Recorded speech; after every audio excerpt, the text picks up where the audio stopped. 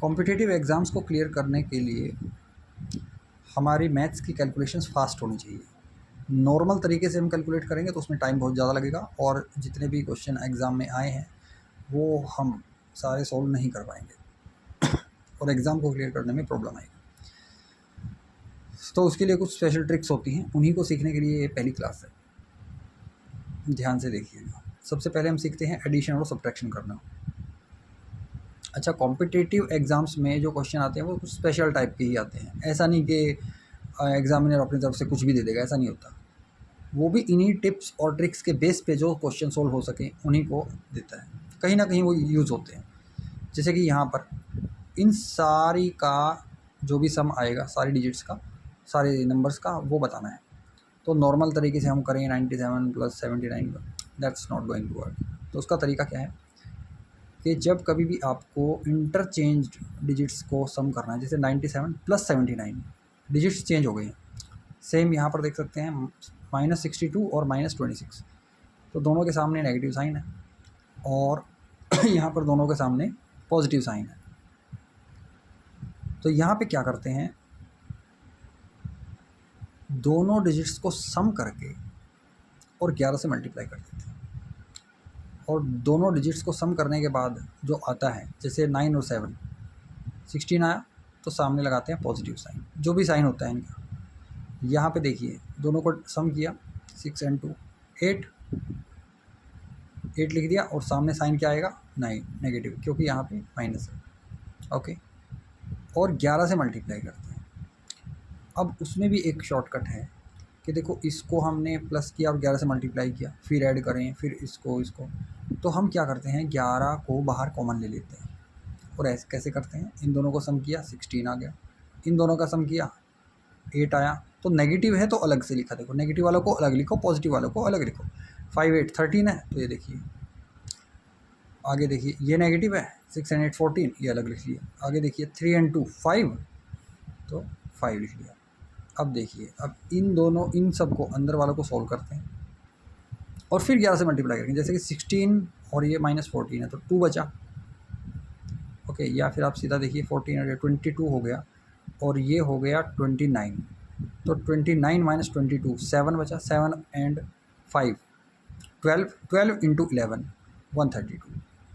इस तरीके से कैलकुलेशंस फास्ट हो जाएंगी। एक तो ये तरीका है, आई होप आपको समझ में आ गया होगा। इन जनरल यहाँ पे देखिए 8 और 6 + 6 और 8 11 × 8 + 6, यानी कि सम ऑफ डिजिट्स, यानी कि a + b है, सॉरी ab × b है। ये एक नंबर है, a और b। यहाँ पे देखिए a क्या 8 है, यहाँ पे b क्या है 6 है। तो इस फॉर्म में है, इंटरचेंज कर दिया डिजिट्स को।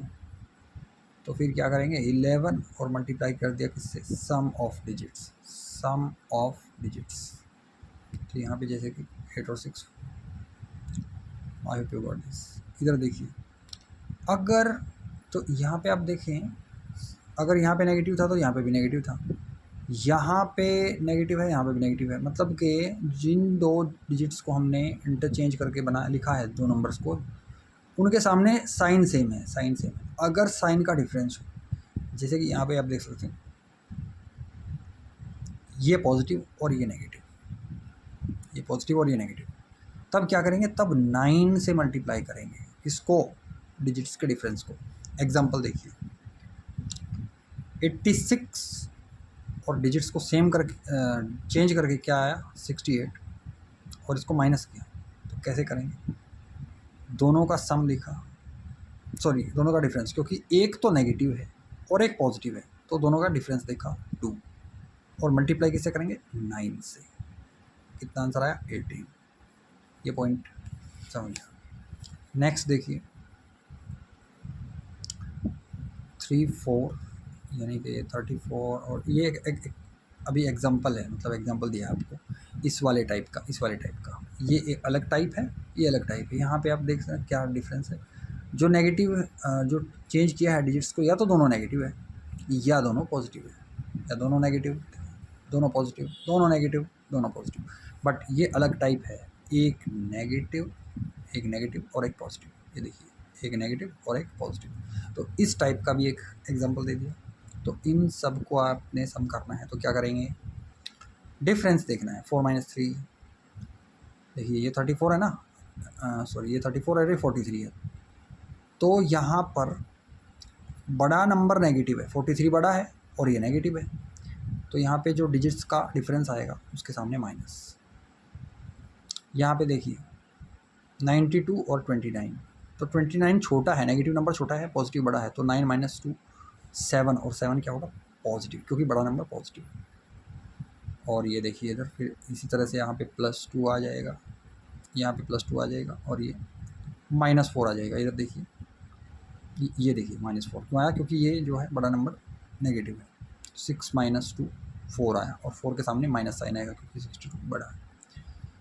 तो 2 × 4 पॉजिटिव और ये नेगेटिव, तो ये कैंसिल हो गए, क्या बचा 7 और -1 6, 9 × 6 54 आंसर, दैट्स इट। जब आप इस तरह के क्वेश्चंस की प्रैक्टिस करेंगे, मिलेंगे आपको इस तरह के क्वेश्चंस, तब आपको इनका क्या यूज़ है और भी अच्छी तरह समझ में आएगा, और आप जल्दी से इनको कर पाएंगे। अच्छा, अब मल्टीप्लिकेशन का देख लेते हैं, स्क्वायर का देख लेते हैं। स्क्वायर भी एक आता है, अगला टॉपिक इसमें है स्क्वायर।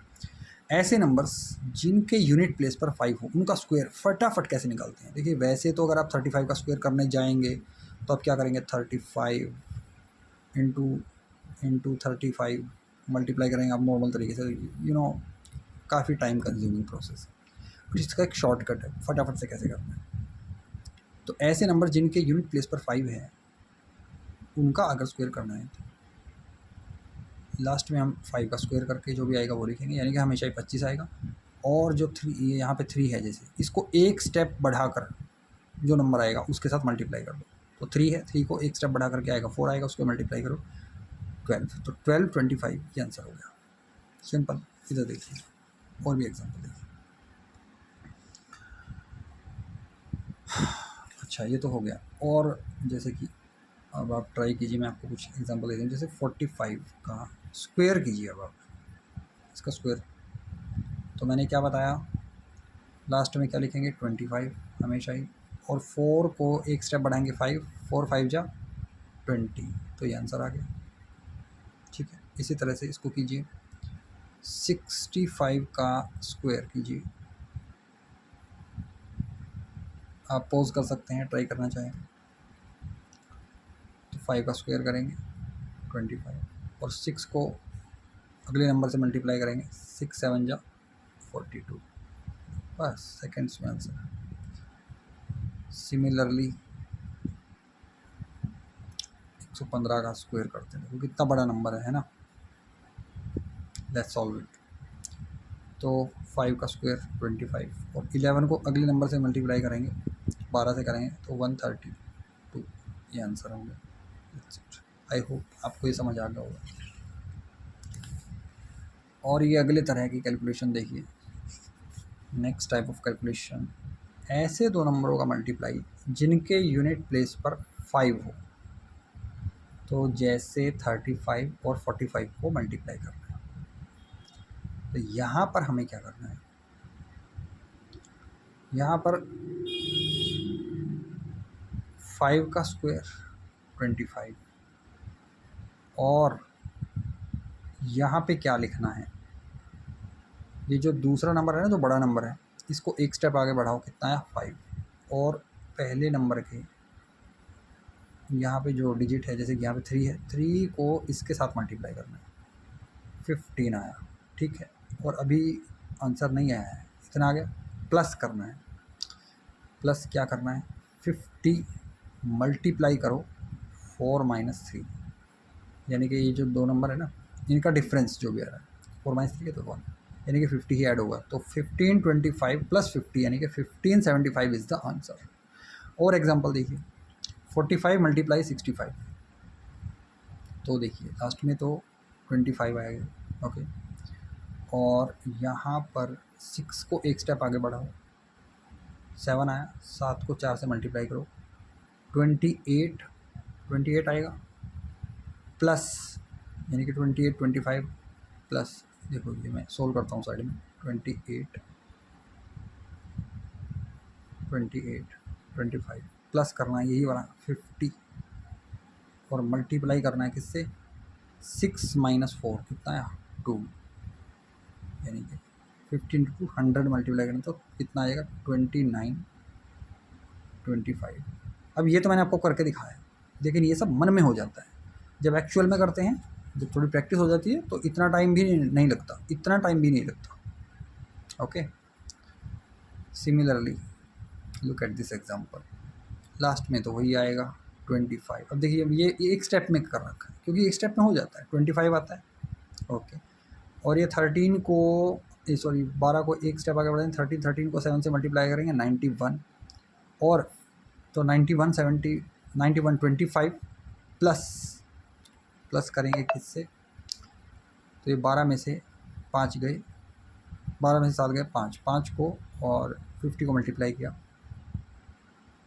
तो 250 आएगा, तो 250 ऐड करेंगे तो 9375 आंसर। एक स्टेप में आ जाता है।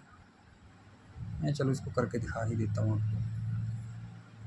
25 आ गया, ठीक है। और इसके बाद देखिए इसको एक स्टेप बढ़ाएंगे, 13 आ जाएगा, 13 को 7 से मल्टीप्लाई करेंगे 91 प्लस 50 मल्टीप्लाई करना है किससे, डिफरेंस ऑफ डिजिट्स से, यानी कि 12 माइनस 7 गए 5, तो ये 15 टू 5 250 250 और 250 को इसमें ऐड करेंगे तो 9375 ये आंसर है, ठीक है ना। तो एक्चुअल में आपको ये सब लिखने की ज़रूरत ही नहीं पड़ती, सीधा सीधा मन में हो जाता है थोड़ी प्रैक्टिस के बाद। ओके, और ऐसे ही ये एग्जांपल आप खुद से ट्राई कर सकते हैं। चलिए और कुछ चीज़ें बता देते हैं। 11 का कभी भी स्क्वायर करते हैं तो 121 कैसे आया, देखिए 1 और 2 इस तरह से डिजिट लिखते जाना है। कहाँ तक लिखना है, कितने डिजिट हैं, 1 1 लगातार, 2 है ना, तो बस 2 तक लिखना है, उसके बाद उल्टा लिख देना है 1 1 1 1। 111 का स्क्वायर करना है तो 1 2 3 फिर 2 1, ये 5 बार लिखा है तो 5 तक बढ़ाएंगे 1 2 3 4 5 और फिर उल्टा 4 3 2 1। आई होप यू अंडरस्टैंड। अगर आप समझ गए हैं तो इसको ट्राई कीजिए।